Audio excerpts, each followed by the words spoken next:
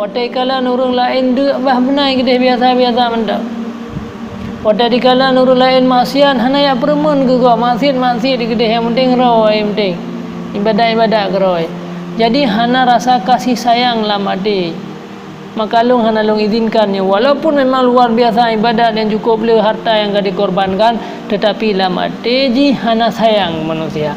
Hana perlu fikir ke orang lain.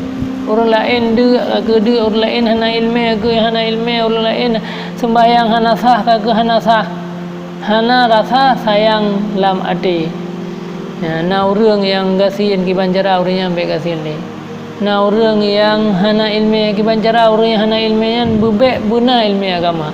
Na orang yang maksiat tamang neraka ki banjara orang yang baik maksiat bu tamang lam syurga hana lam ade lagi.